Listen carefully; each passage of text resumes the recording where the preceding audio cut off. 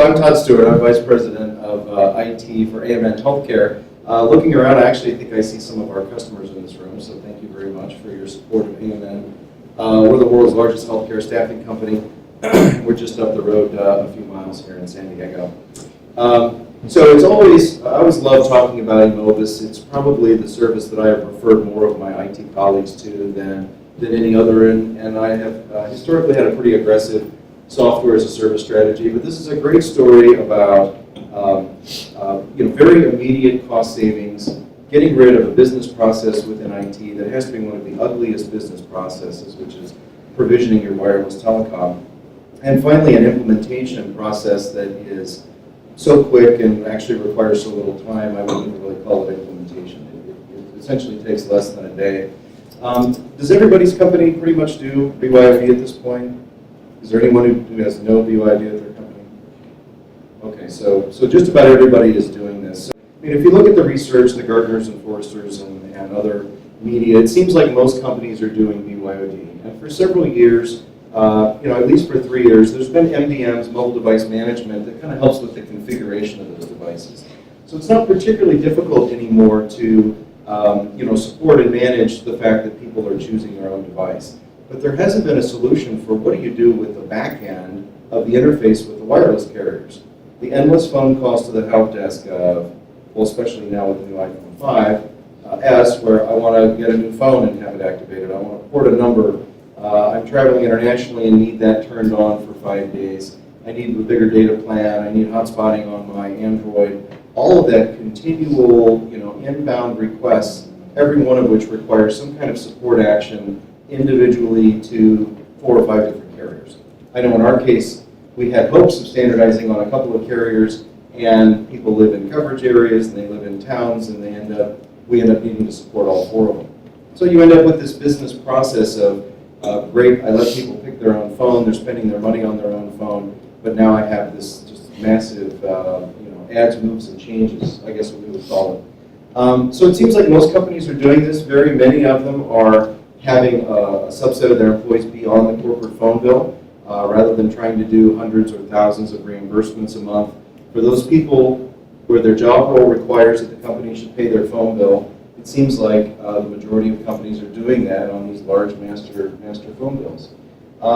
So the challenge is this endless crush to the help desk. The second is the carrier rate plans. So I don't know if all of you have ever really looked at this or gotten very close to this or tried to renegotiate your rate plans, but they intentionally make it convoluted and difficult. So, the amount of texting that you allow, the data plan, whether the hotspotting is on there or not, the pooled minutes, but the minutes aren't really pooled because people also have to be on the right plan in order to access the pooled minutes. It's very difficult to be good at that.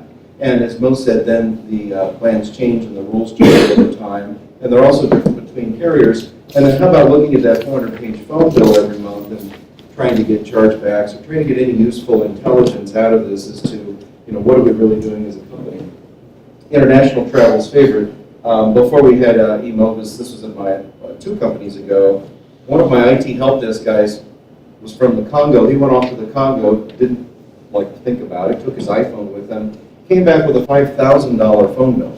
In our case, we found the solution is really Emovis, and as Mo mentioned, this is the 3rd company that I have deployed this at. I've been at AMN for just a little over 3 months, and it was actually the very first thing I brought in because it never hurts, to be the new guy and to have a nice quick win, particularly in a financial sense. Under our program, users choose their own device. We have about 500 people that are on the company phone bill out of our 1,700 employees.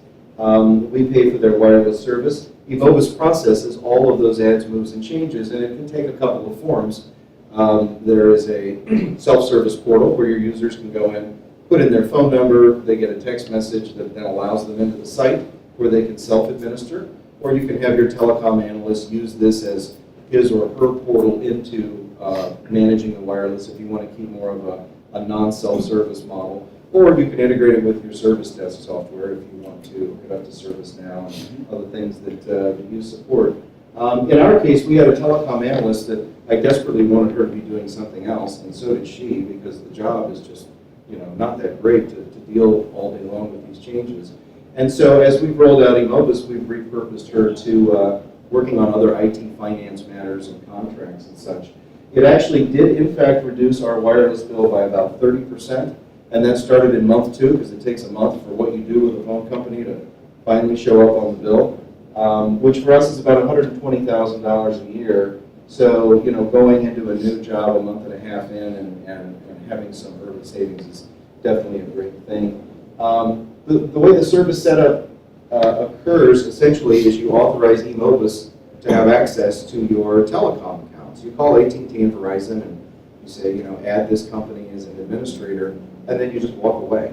And about 7 days later, eMobus has a WebEx with you, and they show you, here's the savings we found, here's the, in our case, 200 different optimizations of rate plans that they recommend. Oh, by the way, here's 14 phones that haven't been used in 90 days, you know, maybe you should shut those off, which I guess means we weren't watching the store too well.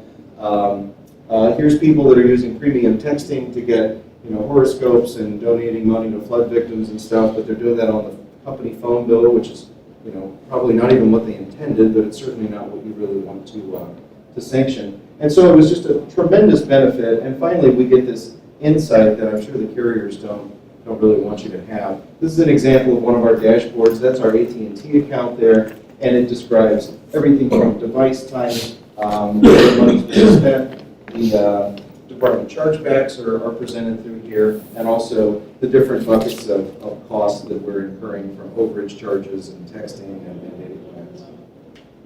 Just a little bit more about my background. So prior to joining AMN, I was a strategy advisor to the CIO of Hitachi Global Storage Technology up in San Jose.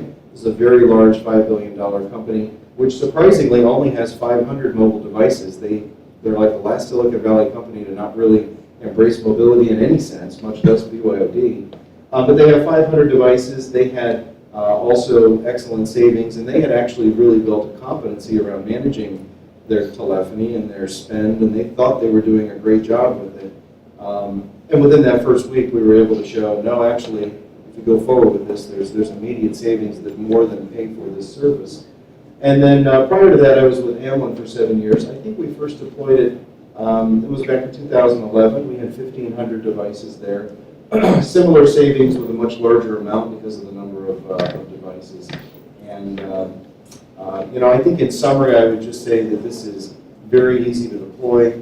You see your savings before you make a commitment, so you know there's going to be a return on it. And the results that our employees are getting out of it is much better response time. eMobus is able to react much better than our one telecom analyst. We've got like 150 iPhone 5S orders now in the pipeline, so, you know, and we didn't have to sit there and try and administer all of those. They're just all going into the system.